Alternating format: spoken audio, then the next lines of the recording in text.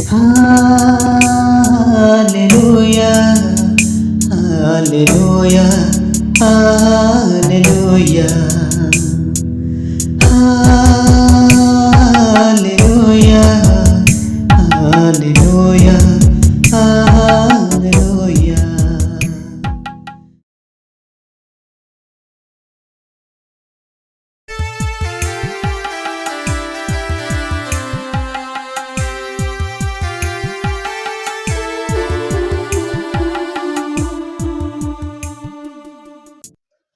କହିବା ପ୍ରେଜ୍ ଦ Lord hallelujah.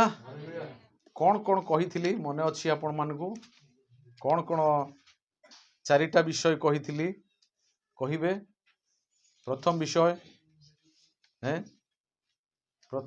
କ'ଣ ଥିଲା ଆମମାନଙ୍କର?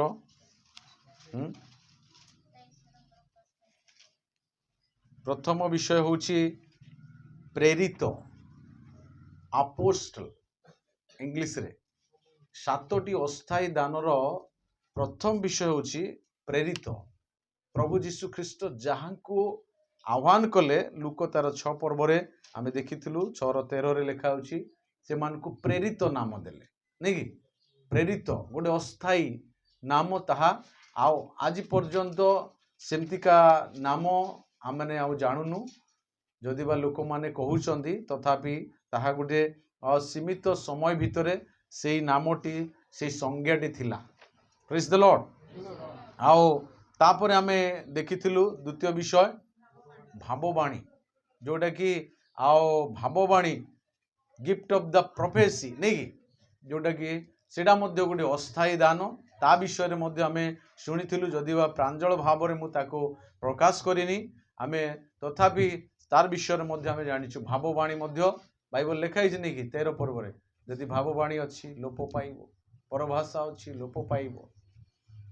ତାପରେ ଆମେ ଦେଖୁଛୁ ଆଶ୍ଚର୍ଯ୍ୟ କର୍ମ ବିଷୟରେ କହିଥିଲି। 3 ନମ୍ବର ବିଷୟ ଆଶ୍ଚର୍ଯ୍ୟ କର୍ମ। କ'ଣ ସେଟା? ଆଶ୍ଚର୍ଯ୍ୟ କର୍ମ। ତାପରେ 4 ନମ୍ବର ଆସୁଛି ସୁସ୍ଥତା। ଆଶ୍ଚର୍ଯ୍ୟ କର୍ମ କ'ଣ? ପ୍ରଭୁ ଯୀଶୁ ଖ୍ରୀଷ୍ଟ ମୃତ୍ୟୁରୁ ପୁନରୁତ୍ଥିତ ହେଲେ। ଏଟା ଗୋଟେ ଆଶ୍ଚର୍ଯ୍ୟ କର୍ମ ନୁହେଁ?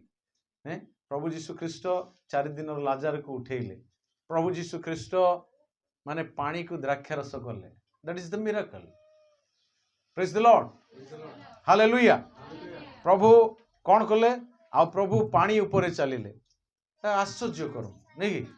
ଆଶ୍ଚର୍ଯ୍ୟ ବିଷୟ, ଅନେକ ଆଶ୍ଚର୍ଯ୍ୟ ବିଷୟ ରହିଛି।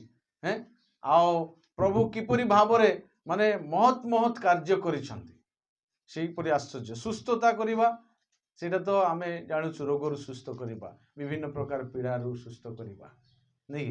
38 ବର୍ଷ ରୋଗୀକୁ ସୁସ୍ଥ କଲେ, ପକ୍ଷାଘାତ ରୋଗୀକୁ ସୁସ୍ଥ କଲେ, ତାପରେ ଜନ୍ମାନ୍ଧକୁ ସୁସ୍ଥ କଲେ, ଛୋଟାକୁ ଚଲେଇଲେ, ମୂକ ଲୋକଙ୍କୁ ସୁସ୍ଥ କଲେ।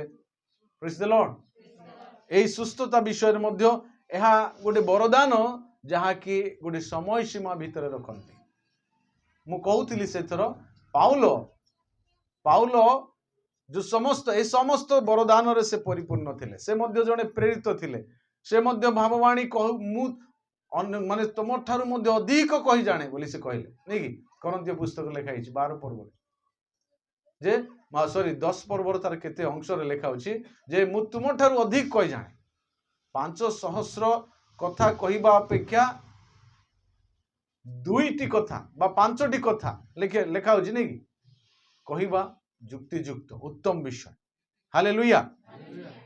ଆଉ ପ୍ରେରିତ ପାଉଲ ସୁସ୍ଥତା କରୁଥିଲେ।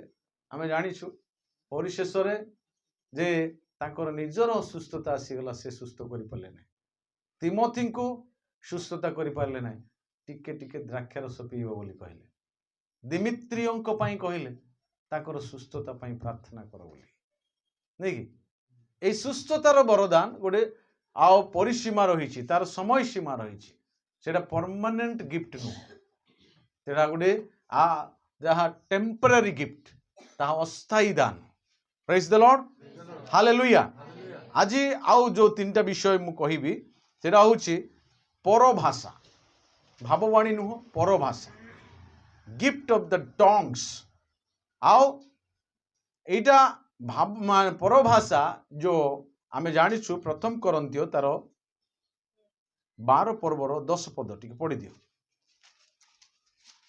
12 रो 10 पद जने पढ़ी दियो अन्य जनकु नाना शक्तिर कार्य साधन करिबार आउ जनकु भाववाणी कहिबार अन्य जनकु भिन्न भिन्न आत्मा चिन्हिबार आउ जनकु विभिन्न परभाषा कहिबार अन्य जनकु भाषार अर्थ करिबार हां शक्ति दान करा जाय।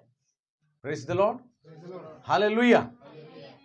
परभाषा एटी गोटे दान विषय जोड़ा लिखाई टेम्परारी गिफ्ट विषय में लिखाई परमानेंट गिफ्ट विषय में सेठी इन्वॉल्व अछि हालेलुया। एठी माने परभाषा विषय परभाषा जहा कि प्रथम कोरिन्थियो 14 पर्वर 4 पद 22 पद आउ जने पढ़ी दियंतु। प्रथम कोरिन्थी जे परभाषा कथा कहे से निजर निष्ठा जन्माए निजर निष्ठा माने निज पाई निजर गौरव पाई से करे किंतु जे भाववाणी कहे माने भविष्यत कथा कहे से मंडलीर निष्ठा जन्माए मंडलीर निष्ठा मंडलीर माने जेते विश्वासी मानकर निष्ठा आमे निजर गौरव केबे खोजिबा नै निजर गौरव करिबा हैं विभिन्न भाषा रे कथा कहिबा हैं जे कि अन्य लोग बुझी पारु नथिबे जे कि डिस्टर्बेंस होउथिबे सेटा भलो नहय हैं थिला गोटे समय थिबो गोटे परिस्थिति थिबो गोटे स्थान पात्र थिबो सेथिरे आमे करि परिबा निजर निष्ठा पाई करिबा नै मंडलीर निष्ठा प्रभुंकर निष्ठा पाई करिबा हालेलुया हैं 22 पद एनु परभाषा रे कथा कहिबा हां एनु परभाषा रे कथा कहिबा विश्वासी मानक निमंते चिन्ह स्वरूप नुहे परभाषा रे कथा कहिबा विश्वासी मानक पाई गोटे बड़ कथा नुहे सेटा परभाषा रे कथा कहिबा पाई हां तापरे मात्र अविश्वासी मानक निमंते चिन्ह स्वरूप सेटा अविश्वासी अन्य लोक अरे ये इंग्लिश जानुची ये मलयालम जानुची ये हिंदी जानिची सबु जानिची सबु भाषा रे से गोटे आश्चर्य होई जो नै मात्र आमो पाई सेटा कॉमन सेटा राबा राबा बोलला भले सुनी हबो नै आमे एटा गोटे गोसा पद बोलला भले लागिबो एटा मात्र सेटा अन्य लोक मानक पाई सेटा चिन्ह स्वरूप विश्वासी मानक पाई चिन्ह न कोन चिन्ह स्वरूप भाववाणी मान पढि दियो अन्य पक्षरे भाववाणी कहिबा अविश्वासी मानक निमंते चिन्ह स्वरूप नहे हां मात्र विश्वासी मानक निमंते चिन्ह स्वरूप प्रेज द लॉर्ड ए माने ए परभाषा एटा विश्वासी मानक पाई एक गुरुत्वपूर्ण विषय नहे प्रेज द लॉर्ड एटा गुरुत्वपूर्ण विषय नहे मात्र भाववाणी विश्वासी मानक पाई एक गुरुत्वपूर्ण अटे हालेलुया आउ भाववाणी एटा निहाती आउ समस्तक पाई आवश्यक भविष्यत कथा नहीं कि भविष्यत रे एमती घटिबो आमान को सतर्क आनी देबो आमान को जीवन रे माने आमान को जीवन को सजाड़िबो आमाने प्रस्तुत हेबाकू आमान को सहाय्य करिवो एई परभाषा प्रेज द लॉर्ड आमे जानिछु आपण माने देखंतु जे प्रेरित पुस्तक रे अछि तापर कोरिन्थियो मंडली रे अछि ता व्यतीत आउ को मंडली रे परभाषा कहिबार विषय आपण पढिछन्ती कि बाइबल रे को पुस्तक रे भी को मंडली रे भी देखिछन्ती आपण जदि पढिथिबे तन तन करे देखिथिबे आपण मान जानिथिबे आउ को मंडली रे नाही से को मंडली रे आउ ताहा माने कुहा जायनी को मंडली रे आउ से सबु उत्थापन हेई नै जेहेतु एटा गोटे temporary gift praise the lord hallelujah छाड़न दो एदिकी तापरे भाषार अर्थ 6 नंबर विषय भाषार अर्थ हैं भाषार अर्थ करिबा the gift of the interpretation नै कि पाउलो कहिले जे जदि परभाषा कहिबा पई चाहूचंदी ताहले आउ जने लोक रहंदु तांकर भाषार अनुवाद से करिवे हैं अरे मु तो बुझिबी नै की भाषा करिवो नै जदि सतरे पवित्र आत्मा कथा कहउचंदी ताहले आउ जने पवित्र आत्मा रे पूर्ण व्यक्ति से भाषार अर्थ प्रकाश करू आजिकली केते केते लोक माने बहुत माने पवित्र आत्मा रे परभाषा कहवा लोग बहुत चालाक लोक माने हो रबा रबा रबा प्रभु धन्य हुंतु हो प्रभु आसुचंदी हो आउ कोन कहि देबे ପ୍ରଭୁ ମାନେ ମହାନ କାର୍ଯ୍ୟ କରିବା ପାଇଁ ଯାଉଛନ୍ତି, ମାନେ ସେମାନେ ହିଁ ଇଣ୍ଟରପ୍ରିଟେସନ କରିବେ। ଏମିତି ଚାଲିଛି। ସେଇଟା ନୁହଁ, ଆଉ ଜଣେ କରିବାର ଅଛି। ବାଇବଲ ଲେଖା ଅଛି। ପ୍ରେଜ୍ ଦ ଲର୍ଡ, ହାଲେଲୁୟା। ଏଇଠି ଭାଷାର ଅର୍ଥ ଦେଖନ୍ତୁ, ସେଇ ପ୍ରଥମ କରନ୍ତିୟ 12:10 ପଦରେ ସେଇଠି ଲେଖା ଅଛି। ଆମେ ପଢିଲୁ ସେଇଟା ବି ନେଇକି। ସେଇଠି ଗୋଟେ ଭାଷାର ମାନେ ଭାଷାର ଅର୍ଥକୁ ପ୍ରକାଶ କରିବା। ଜଣେ ଲୋକ ବୁଝିପାରୁନଥିବ, ସେଇଠି ଆମେ ଗୁଣଗାନ କରୁଥିବା, ଆଉ କ'ଣ ବୋଲି କହୁଥିବା, ସେଇଟା ଗୋଟେ ଶୃଙ୍ଖଳାର ବିଷୟ ନାହିଁ। ସେଥିପାଇଁ ପାଉଲ ସେଠି କହିଲେ ନେଇ, ଈଶ୍ୱର ବିଶୃଙ୍ଖଳାର ପରମେଶ୍ୱର ନୁହନ୍ତି। ସେଠି ସ୍ତ୍ରୀ ମାନଙ୍କୁ କୁହାଗଲା, ସେଠି ବେଶୀ ସ୍ତ୍ରୀ ଲୋକମାନେ ବେଶୀ ବୋଧେ ପରଭାଷା କହୁଥିଲେ, ବେଶୀ ପାଟି କରୁଥିଲେ କରନ୍ତୀୟ ମଣ୍ଡଳୀରେ। ତମର ଯଦି କିଛି ବୁଝିବାର ଅଛି, ତମେ ନିଜ ଘରକୁ ଯାଇକି ଆପଣ ସ୍ୱାମୀ ମାନଙ୍କୁ ଯାଇକି ପଚାରନ୍ତୁ, ଆରେ ସେ ସ୍ୱାମୀ ଜାଣିଥିଲେ ତ ନାଇଁ କି? ଏମିତିକା ସ୍ୱାମୀ ମାନେ ଅଛନ୍ତି ଯେଉଁମାନେ କି ବେଶୀ ଜାଣିନଥିବା ଲୋକମାନେ, ସ୍ତ୍ରୀ ଠାରୁ ଆଉ ଦୁର୍ବଳ ଲୋକମାନେ, ସେ କହୁଛନ୍ତି ସେଟା। ପ୍ରେଜ୍ ଦ ଲର୍ଡ, ହାଲେଲୁୟା। ମଣ୍ଡଳୀରେ ଶୃଙ୍ଖଳା ରହିବା ଦରକାର। ଜଣେ ଲୋକ କରୁଛନ୍ତି ମାନେ ତାକୁ ସମୟ ଦିଅ, ସୁଯୋଗ ଦିଅ। ପବିତ୍ର ଆତ୍ମା ଯଦି ତାଙ୍କ ଦେଇ କଥା କହୁଛନ୍ତି, ତାହେଲେ ଆଉ ଜଣେ ତାକୁ କ'ଣ କରନ୍ତୁ, ପ୍ରକାଶ କରନ୍ତୁ। ପ୍ରେଜ୍ ଦ ଲର୍ଡ, ହାଲେଲୁୟା। ତାପରେ ଦେଖନ୍ତୁ ଶେଷ ବିଷୟ, ଟେମ୍ପରାରୀ ବିଷୟ ଆଉ ପବିତ୍ର ଆତ୍ମାଙ୍କ ଦାନ, ଯାହାକି ବୁଦ୍ଧି। ବୁଦ୍ଧି ନେଇକି ପ୍ରଥମ କରନ୍ତୀୟ 12:8 ପଦ ପଢି ଦିଅନ୍ତୁ। କାରଣ ଜଣକୁ ଆତ୍ମାଙ୍କ ଦ୍ୱାରା ବୁଦ୍ଧିର ବାକ୍ୟ, ଜଣଙ୍କୁ ଆତ୍ମାଙ୍କ ଦ୍ୱାରା ବୁଦ୍ଧିର ବାକ୍ୟ, ତାପରେ ଅନ୍ୟ ଜଣକୁ ସେହି ଆତ୍ମାଙ୍କ ଶିକ୍ଷା ଅନୁଯାୟୀ ଜ୍ଞାନର ବାକ୍ୟ। ସେଇଟା ଜ୍ଞାନ ହଉଛି permanent gift of the Holi spirit. ବୁଦ୍ଧି ହଉଛି temporary gift of the Holi spirit. ବୁଦ୍ଧି ହଉଛି ଇଂଲିଶରେ ନଲେଜ। ମନେ ରଖିଥାନ୍ତୁ, ଇଂଲିଶରେ ତାକୁ ନଲେଜ ବୋଲି କୁହାଯାଏ, KNOWLEDG। ପ୍ରେଜ୍ ଦ ଲର୍ଡ, ୱିଜଡମ୍। ଜ୍ଞାନ ହଉଛି ତାହା ଗୋଟେ ପରମାନେଣ୍ଟ, ସେଇଟା ପ୍ରଭୁ ତାହା ଦିଅନ୍ତି। ହାଲେଲୁୟା। ଏଇଟା ବି ପ୍ରଭୁ ଦିଅନ୍ତି, ସେଇଟା ବି ପ୍ରଭୁ ଦିଅନ୍ତି। ହେଲେ ଏଇ ବୁଦ୍ଧି ବିଷୟରେ ଆମେ ଜାଣିଛୁ ଯେ ବାଇବଲ ଲେଖା ହେଇଛି, ଦୁଷ୍ଟକୁ 100 ମାଡ଼ ଅପେକ୍ଷା ବୁଦ୍ଧିମାନ। ଦୁଷ୍ଟକୁ 100 ଥର କହୁଥିବ, ପରିବର୍ତ୍ତନ ତାର ଜୀବନରେ ନଥିବ। ମାତ୍ର ବୁଦ୍ଧିମାନ ଲୋକକୁ ଗୋଟେ ଅନୁଯୋଗ ଥରେ କଥା କହିଦେଲେ ସେ ଚେଞ୍ଜ ହେଇଯିବ। ସେ ହାଲେଲୁୟା। ବୁଦ୍ଧିମାନ ଲୋକର ତାର ମାନେ ଆଉ ଜୀବନର ପ୍ରକୃତ ପରିବର୍ତ୍ତନ ତାହା। ଆଉ ଦେଖନ୍ତୁ ହିତୋପଦେଶ, ସେଇଟା ଆପଣ ମାନେ କୋଉଠି ପାଇବେ? 17:10 ନାଇକି? ଠିକ ଅଛି। ପ୍ରେଜ୍ ଦ ଲର୍ଡ, 17:10। ଗୁଡ୍, ମାନେ ଭଲ ବିଷୟ। ତାପରେ ହିତୋପଦେଶ ଆହୁରି 19:11 ପଦରେ କ'ଣ ଲେଖା ହେଇଛି ଦେଖିଲେ? ମନୁଷ୍ୟର ସୁବୁଦ୍ଧି ତାହାକୁ କ୍ରୋଧ କରିବାକୁ ଧୀର କରେ, ପୁଣି ଦୋଷ ଛାଡ଼ିବା ଦେବାରେ ତାହାର ଭୂଷଣ। ବୁଦ୍ଧିମାନ ଲୋକ ହେଲେ ସାଙ୍ଗେ ସାଙ୍ଗେ କ୍ରୋଧ କରିବେ ନାହିଁ। ନିର୍ବୁଦ୍ଧିଆ ଲୋକ ଫାଟିକିନା ରାଗିଯିବେ ନାଇଁ। ତାପରେ ଦେଖନ୍ତୁ ଆଉ ଲେଖା ହେଇଛି 14 ପର୍ବର 33 ପଦ 35 ପଦ ପଢି ଦିଅନ୍ତୁ। ହିତୋପଦେଶ ହିଁ ଜ୍ଞାନ କାଠାରେ ଥାଏ?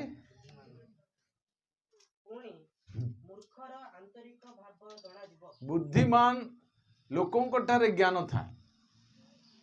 ବୁଦ୍ଧି ପିଲା, ସୁନା ପିଲା ବୋଲି କହୁଛନ୍ତି କି, ମାନେ ସେ ବେଶୀ ଡିଷ୍ଟର୍ବାନ୍ସ ନାହିଁ, ଶାନ୍ତ ସରଳ, ଚୁପଚାପ ସବୁ ବିଷୟକୁ ନଜର ରଖୁଥିବ, ସବୁ ବିଷୟକୁ ଦେଖୁଥିବ, ଅବଜରଭେସନ କରୁଥିବ। ବୁଦ୍ଧିମାନ ଲୋକମାନେ ହେଲା। ପ୍ରେଜ୍ ଦ ଲର୍ଡ। 15:5 ପଦ କ'ଣ ଲେଖା ହେଇଛି? ଅଜ୍ଞାନ ଆପଣା ପିତାର ଶାସନ ହେଳା କରେ, ପୁଣି ଅନୁଯୋଗ ଯେ ଘେନେ ସେ ବୁଦ୍ଧି ପ୍ରାପ୍ତ ହୁଏ। ଅନୁଯୋଗ ଯେ ଘେନିବ, जे अनुजोग हाँ केते मते गाली करछि बोली जे भाबिबो हैं से माने वास्तव रे ज्ञानी नुहे अनुजोग जे घेनिबो से ही बुद्धिमान ना एटा मोर भलो पाई कहले एटा मोर मंगल पाई कहले बोली जे भाबिबे से बुद्धिमान लोक प्रेज द लॉर्ड अनुजोग आमान को कौन करिवो अनुजोग बाइबल लिखाई छी वर्तमान ताहा आनंददायक नुहे मात्र ताहा पर मुहूर्त रे आमान को पाई एक आशीर्वाद रो विषय हालेलुया बुद्धिमान लोक ही अनुजोग को घेनी पारिबो आ गुटे शेष विषय देखंतु 12 पर्वर 8 पद टिके पढि दियंतु मनुष्य आपणार सुबुद्धि अनुसार प्रशंसा पाइबो हाँ जार कुटिल अंतकरण से तुछि मनुष्य आपणार सुबुद्धि अनुसार प्रशंसा पाइबा पई हमको माने जबरदस्त करिवार आवश्यक नाही हमर सुबुद्धिता आमानकर जीवन रे प्रशंसा आने देबो प्रशंसा द्वारा मनुष्य परीक्षित हुए बोली लिखा है ना नहीं आज प्रशंसा निहाती प्रभु प्रशंसित करिवे हमको मात्र आमानकर सुबुद्धि आमानकर उत्तम जीवन यापन आमान को साहाय्य करे हालेलुया आउ तीनटा विषय कहि मु समाप्त करिवि तीनटा विषय टेम्पररी सरला आमानकर 4 + 3 7 हैला आमानकर परभाषा वर्तमान कहिली भाषार अर्थ कहिली तापरे बुद्धि विषय कहिली प्रेज द लॉर्ड हालेलुया तापरे परमानेंट 11टा आमानकर आत्मिक दान भितरु 3टा कहि कि मु समाप्त करी the 11 permanent gifts of the holy spirit सेडा होची प्रथम विषय जहा कि ज्ञान जोड़ा कि 12 पर्वर 8 पदरे पढ़िथिलु नहीं कि 12 पर्वर 8 पदरे आमे पढ़िथिलु तार माने ख अंश सेठी लेखा होची कहा को सेही आत्मा को द्वारा ज्ञान रो वाक्य प्रेज द लॉर्ड हालेलुया ज्ञान ज्ञान कथा आमे जानिछु ज्ञान कोन हैं ज्ञान रो विषय मु केते थर प्रचार करिछि thinking right thoughts making right choice उत्तम चिंता करिबा भाभी चिंती बाछि कि नेवा हालेलुया सेडा होची ज्ञान ना मनुष्य जाई कि आलू तो गदा हेची जोटा गुदे कि देख धरि पळाय से जेते बाछि थाउ से आलू वाला आमे जाई कि आउरी बाछु निर्बुद्धिया लोक हले ही दे दियंतु आसिकी आउ 2 किलो पोचाटा काढी बस नहीं ज्ञान ज्ञान प्रभु दियंती नहीं कि ज्ञान प्रभु दियंती आउ सेही पवित्र आत्मा दान करंती ताहा आउ सेही ज्ञान आउ प्रभुंकर दान ताहा तांको लोक मान को दिया जाए आमे जानिछु यात्रा पुस्तक रे जेते बेले प्रभु मोसा को माने गोटे तंबू निर्माण करिबा पाई प्रभुंकर उपस्थिति आसीबा पाई समागम तंबू जो बनेबा पाई कहिले तार समस्त आवास पत्र तार समस्त विषय को आओ बनेबा पाई रूपार सुनार पितलर समस्त कार्य करिबा पाई जने लोकन को मनोनीत कले बच्छले बोल लिखाई प्रभु तांको ज्ञान बुद्धि आओ आओ निपुणता तांको प्रदान कले बोले लिखाई पवित्र आत्मा प्रेज द लॉर्ड यात्रा 35 रो 30 31 पदरे ताहा पाई परिबे प्रभु देले सोलोमन को प्रथम राजावली 3 पर्वर 15 पदरे देखिबे प्रभु तांको ज्ञान देले नहीं तांकर ज्ञान तांकर आओ समस्त आओ तांकर जो विचार शिवा देशर रानी आसी आश्चर्य हो गले चकित हो गले तांकर समस्त से प्रभु को धन्यवाद देले प्रेज द लॉर्ड हालेलुया प्रभु ज्ञान दियंती 12 पर्व रे माथ्यू 12 पर्व रे लिखाई छी ଯେ ସୋଲୋମନଙ୍କ ଠାରୁ ମହାନ ବିଷୟ ଏଠାରେ ଅଛି। ପ୍ରଭୁ କହିଲେ ନାଇଁ କି 12 ପର୍ବର 42 ପଦରେ, ତାର ଅର୍ଥ କ'ଣ? ସୋଲୋମନଙ୍କ ଠାରୁ ବଡ଼ ବିଷୟ ମାନେ ସୋଲୋମନଙ୍କ ଠାରେ କ'ଣ ଥିଲା ବଡ଼ ବିଷୟ? ଜ୍ଞାନ ଥିଲା ନାଇଁ କି? ଜ୍ଞାନ ଠାରୁ ଆଉ ଜ୍ଞାନର ବଡ଼ ବିଷୟ ହେଉଛି ପ୍ରଭୁ, ସେ ଜ୍ଞାନ ଦାତା, ସେ ଜ୍ଞାନ ସେ ପାଇଥିଲେ ସୋଲୋମନ, ମାନେ ଜ୍ଞାନ ଦେବାର ପ୍ରଭୁ ଏଇଠାରେ ଅଛନ୍ତି। ମନ୍ଦିର ଅପେକ୍ଷା ମହାନ ବିଷୟ, ଜୁନସଙ୍କ ଠାରୁ ମହାନ ବିଷୟ, ଆଉ ସୋଲୋମନଙ୍କ ଠାରୁ ମହାନ ବିଷୟ ଏହି ସ୍ଥାନରେ ଅଛି। ହାଲେଲୁୟା। କଲସ୍ୟ ପୁସ୍ତକ ଲେଖା ହେଇଛି 2 ପର୍ବର ତାର 3 ପଦରେ, ଟିକେ ପଢି ଦିଅନ୍ତୁ। ଯେ ପ୍ରଭୁଙ୍କ ଠାରେ ଟିକେ ପଢି, ଖ୍ରୀଷ୍ଟଙ୍କ ଠାରେ କ'ଣ ଅଛି? ଜ୍ଞାନ। ଦେଖନ୍ତୁ କାଠାରେ ଅଛି? ଖ୍ରୀଷ୍ଟଙ୍କ ଠାରେ ଜ୍ଞାନ ଓ ବୁଦ୍ଧି ରୂପ ଧନ ନିହିତ ଅଛି। ଅଲରେଡି ଷ୍ଟୋର ହେଇଅଛି, ପ୍ରଭୁଙ୍କ ଠାରେ ଅଛି ଜ୍ଞାନ ବୁଦ୍ଧି। ସେଥିପାଇଁ ଯାକୋବ ପୁସ୍ତକ 1 ପର୍ବର 5 ପଦରେ କହିଲେ ନାଇଁ କି, ଯାହାର ଜ୍ଞାନର ଆବଶ୍ୟକ ସେ ଆମ୍ଭ ନିକଟରେ ମାଗୁ, ଆମେ ଦୋଷ ନ ଧରି ତାଙ୍କୁ ଦେବା। ହାଲେଲୁୟା, ପ୍ରେଜ୍ ଦ ଲର୍ଡ। ପ୍ରଭୁଙ୍କ ମୁଖରୁ ଲେଖା ହେଉଛି 3 ପର୍ବ ନାଇଁ କି, ଯେ ପ୍ରଭୁଙ୍କ ମୁଖରୁ ଜ୍ଞାନ ଏବଂ ବୁଦ୍ଧି ନିର୍ଗତ। ଏମିତି ପଣ୍ଡିତ ହେଲା କେମିତି? ଲୋକ କହିଲେ ନାଇଁ କି, ଯୀଶୁଙ୍କର ଶିକ୍ଷା ଶୁଣିକି ଏ ପଣ୍ଡିତ ହେଲା କେମିତି? ପାଠ ପଢିନି, କେମିତି ପଣ୍ଡିତ ହେଲା? ପ୍ରଭୁ ଯୀଶୁ ଖ୍ରୀଷ୍ଟ ସ୍ୱୟଂ ତାଙ୍କଠାରେ ଜ୍ଞାନ ନିହିତ ଅଛି। ହାଲେଲୁୟା। ତାପରେ ଦ୍ୱିତୀୟ ବିଷୟ ଆତ୍ମା ଚିହ୍ନିବାର ଦାନ। এটা হচ্ছে পরমানেন্ট গিফট কথা কହୁଛି ମୁଁ। প্রথম বিষয় জ্ঞান, দ্বিতীয় বিষয় আত্মা চিহ্নিবার দান, the gift of the discerning of spirit. আত্মা চিহ্নিবা ନାଇଁ କି, ଆମେ ବେଳେ ବେଳେ ଲୋକଙ୍କୁ ଚିହ୍ନି ପାରି ନଥାଉ, କହି ନଥାଉ କି ମୁଁ ଏମିତି କରିବ ବୋଲି ଭାବିନଥିଲି, ଲୋକ ଏ ମତେ ଏମିତି ଧୋକା ଦେବ ବୋଲି ଭାବିନି, ଏତେ ଚିକଣ କଥା କହୁଥିଲା, ଏତେ ସୁନ୍ଦର, ମାନେ ମତେ ମାନେ କ'ଣ କଲା ଇଏ ମତେ, ମୁଁ ମୋହିତ ହେଇଗଲି, ମୁଁ ଫସିଗଲି, ମୁଁ ଏମିତି ହେଲି ନାଇଁ କି, ମାତ୍ର ଶେଷରେ ମତେ ଧୋକା ଦେଲା। ଆମେ ଜାଣିପାରୁନୁ ନାଇଁ କି, ଆତ୍ମା ଚିହ୍ନିବାର ଶକ୍ତି ଆମ ଠାରେ ନାହିଁ। ସେଟା ହେଉଛି ପରମାନେଣ୍ଟ ଗିଫ୍ଟ।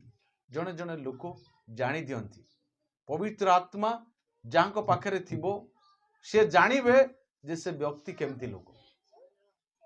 ଲେଖା ଅଛି ନା, ପ୍ରଭୁ ଯୀଶୁ କହନ୍ତି ଯେ ଲୁକ ପୁସ୍ତକରେ, ସେମାନଙ୍କର ଅନ୍ତରରେ ହିଂସ୍ରକ, ମାତ୍ର ସେମାନେ ଦେଖିବା ପାଇଁ ଗୋଟେ ମେଷ ତୁଲ୍ୟ, ମେଣ୍ଢା ତୁଲ୍ୟ ସେମାନେ ଆସିବେ ତୁମ ନିକଟକୁ।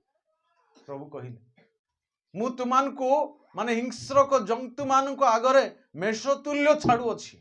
ହାଲେଲୁୟା। ଆମେ ଚିହ୍ନି ରଖିବା ଦରକାର କିଏ କେମିତି ଲୋକ। କଥା ଚିକଣ ଶୁଣିକି ଆମେ ଫସିଯିବା ନାହିଁ। ପ୍ରଭୁଙ୍କର ଠାରୁ ଆମମାନଙ୍କୁ ଦୂର କରିବା ଲୋକମାନେ ଜଗିଛନ୍ତି, ଆମକୁ ଫସେଇ ଦେବା ଲୋକମାନେ ଅନେକ ଅଛନ୍ତି। ଆମକୁ ଆତ୍ମା ଚିହ୍ନିବାର ଦାନ ପ୍ରଭୁ ଦିଅନ୍ତୁ, ଆମେ ପ୍ରାର୍ଥନା କରିବା। ହାଲେଲୁୟା, ପ୍ରେଜ୍ ଦ ଲର୍ଡ। ଆତ୍ମା ଚିହ୍ନିବା ଦାନ ପ୍ରଭୁ ଆମମାନଙ୍କୁ ଦିଅନ୍ତୁ। ପ୍ରଥମ ଯୋହନ ପୁସ୍ତକ ତାର 4 ପର୍ବର 1 ପଦ ପଢି ଦିଅନ୍ତୁ। ହେ ପ୍ରିୟମାନେ, ପ୍ରତ୍ୟେକ ଆତ୍ମାଙ୍କୁ କ'ଣ କର ନାହିଁ? ବିଶ୍ୱାସ କର ନାହିଁ।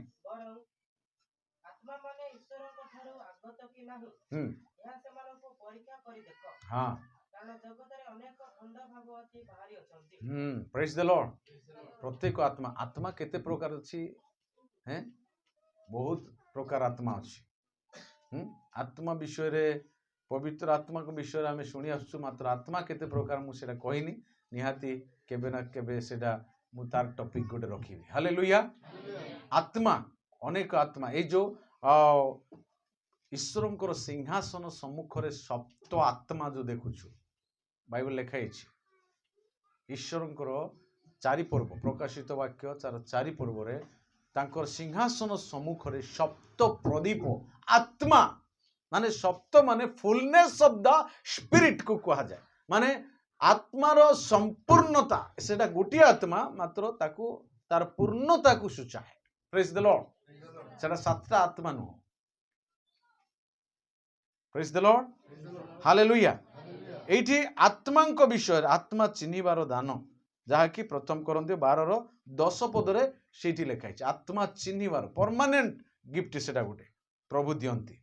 ଆଉ ପ୍ରଭୁ ଆମମାନଙ୍କୁ ନିଶ୍ଚୟ ଦେବେ ଏ ଜଗତର ଲୋକମାନଙ୍କୁ ଆମେ ଚିହ୍ନିବା ପାଇଁ। ଯେତେବେଳେ ପ୍ରଭୁଙ୍କର ଦାନ ମାଗିବା ପ୍ରଭୁଙ୍କୁ ସେ ଦେବେ। ଶେଷ ବିଷୟ କହି ସମାପ୍ତ କରିବି।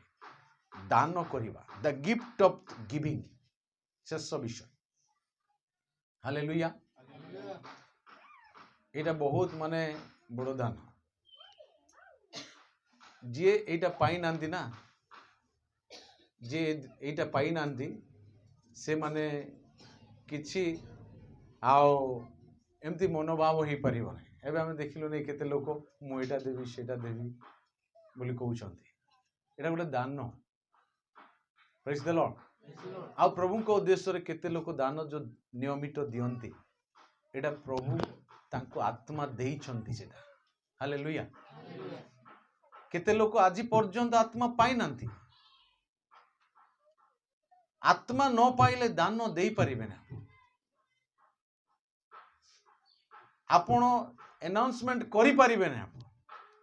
ଏଇଟା ଗୋଟେ ଦାନ, gift of the Holi spirit. Hallelujah. ଆପଣଙ୍କର ହାତ 10 ଟଙ୍କାରୁ 20 ଟଙ୍କାରୁ ଅଧିକା ଯାଇପାରିବ। କେତେ ଲୋକ ଏବେ ଯାଇ ଏତେ ବର୍ଷର ମଣ୍ଡଳୀ 20 ଟଙ୍କାରୁ ଦାନ ଆଉ ଘୁଞ୍ଚୁନି। ଆମ ମଣ୍ଡଳୀ ଏବେ ଗଣିବେ, ଦେଖନ୍ତୁ କେତେ 20 ଟଙ୍କା ମାରିବ। ଦାନ ଦେବା ପ୍ରଭୁଙ୍କ ଉଦ୍ଦେଶ୍ୟ, ପ୍ରଭୁଙ୍କ ନିମନ୍ତେ। ହାଲେଲୁୟା। ଦାନ ଦେବା ଆଜି ଯେଉଁମାନେ କହୁଛନ୍ତି ସେମାନେ ସେ ସ୍ପିରିଟ ପାଇଛନ୍ତି। ପ୍ରେଜ୍ ଦ ଲର୍ଡ। ଯେଉଁମାନେ କରୁଛନ୍ତି ଦଉଛନ୍ତି ସେମାନଙ୍କୁ ପ୍ରଭୁ ସେ ଗିଫ୍ଟ ଦେଇଛନ୍ତି ସେବାର। ଆଉ କେତେଟା ବିଷୟ ଆମେ ଶୁଣିବା ଆଗକୁ ଯେ କ'ଣ କ'ଣ ଦାନ। ଆଜି ସେମାନେ ଏଇ ଯୋଉ ଦାନ ବିଷୟ ମୁଁ କହୁଛି ସେମାନେ ଆନାଲାଇଜ କରନ୍ତୁ ବା ସେମାନେ ନିଜକୁ ଆଉ ସମୀକ୍ଷା କରନ୍ତୁ। ଆଜି ମୋ ଠାରେ କୋଉ ଦାନ ଅଛି, ଆଉ ସେଇ ଦାନକୁ ମୁଁ କ'ଣ କରିବା ଦରକାର, ତାକୁ ବଢିବା ଦରକାର। ପ୍ରେଜ୍ ଦ ଲର୍ଡ। ଆମର ଦାନକୁ ଆମେ ବଢେଇବାର ଅଛି। ପ୍ରଭୁ ଦାନ ଦେଲେ ନାଇକି ମାଥିଉ 25 ପର୍ବରେ ସେମାନଙ୍କୁ ଦାନ ଦେଲେ, ଆଉ ସେ ଦାନକୁ ସେ ଆସିକି ତାର ହିସାବ ନେଉଛନ୍ତି। ତାର ହିସାବ ନେଲା ବେଳେ ଯୋଉ ଦାନ ଦେଇଥିଲେ ସେ ଦାନ ଦେବା ଲୋକକୁ ପ୍ରଭୁ ଖୁସି ହେଲେ କି ନାଇଁ? ନାଇକି ତାଙ୍କୁ କ'ଣ ବୋଲି କହିଲେ? ଦୁଷ୍ଟ, ମୂର୍ଖ, ଅଳସ ଦାସ।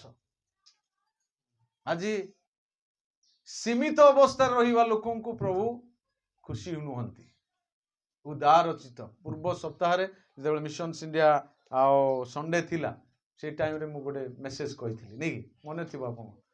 ହୃଷ୍ଟଚିତ୍ତ ଦାତାଙ୍କୁ ପ୍ରଭୁ ଭଲ ପାଆନ୍ତି, ଖୁସିରେ ଆନନ୍ଦରେ ପ୍ରଭୁ ସେମାନଙ୍କୁ ଭଲ ପାଆନ୍ତି। ଦାନ ଦେବା ଏହା ଆଉ ବାଇବଲରେ ଲେଖା ହେଇଛି। ବାଇବଲରେ 3ଟି ମଣ୍ଡଳୀ ଯେଉଁ ମଣ୍ଡଳୀ କି ପ୍ରଭୁଙ୍କ ଉଦ୍ଦେଶ୍ୟରେ ଦାନ ଦେଉଥିଲେ। ପ୍ରଥମ ମଣ୍ଡଳୀ ଜେରୁସାଲମ ମଣ୍ଡଳୀ, ପ୍ରେରିତ ପୁସ୍ତକ 4 ପର୍ବରେ ଲେଖା ହେଇଛି।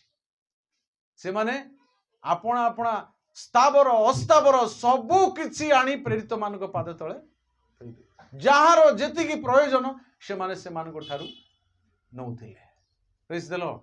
ପ୍ରଥମ ମଣ୍ଡଳୀ ଜେରୁସାଲମ ମଣ୍ଡଳୀ, ଯେଉଁମାନେ କି ସବୁ କିଛି ଦାନ ଦେବାରେ।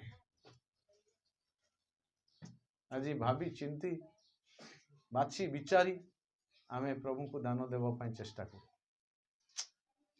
ଧନ୍ୟ ପ୍ରଭୁ ଆମମାନଙ୍କୁ ସେ ଅନୁସାରେ ଯିଏ ଯେତିକି ଗୁଣି, ବାଇବଲ ଲେଖା ହେଇଛି ସେ ସେତିକି କାଟିବ। ଆମେ କାହାକୁ ଦାନ କରୁଛୁ ସେଇଟା ବି ମନେ ରଖିବାର ଅଛି। କୋଉ ବ୍ୟକ୍ତିକୁ ନୁହେଁ, ପ୍ରଭୁଙ୍କର ସେବା ନିମନ୍ତେ କରୁଛୁ। ହାଲେଲୁୟା। ଦ୍ୱିତୀୟ ମଣ୍ଡଳୀ ହଉଛି ଗାଲାତୀୟ ମଣ୍ଡଳୀ, ଯାହାକି ଗାଲାତୀୟ 4:15 ପଦରେ ଲେଖା ହେଇଛି। ଗାଲାତୀୟ ମଣ୍ଡଳୀ ଯେତେବେଳେ ଦାନ ଦେଲେ ପ୍ରେରିତ ପାଉଲ ସେମାନଙ୍କୁ ପ୍ରତି କ'ଣ କହୁଛନ୍ତି? 4:15। ଫିଲିପିଓ ମଣ୍ଡଳୀ ଯେତେବେଳେ ମଣ୍ଡଳୀ ଦାନ ଦେଲେ 10 ପର୍ବରୁ 18 ପଦ ଭିତରେ, ତୁମମାନଙ୍କର ଦାନ ମୁଁ ପାଇଅଛି, ତାହା ଅଧିକ ମୋର ଭାବିବା ଚିନ୍ତିବା ଠାରୁ ଅଧିକ ଦେଇଛ ବୋଲି କହିଲେ। ପ୍ରେଜ୍ ଦ ଲର୍ଡ। ହାଲେଲୁୟା।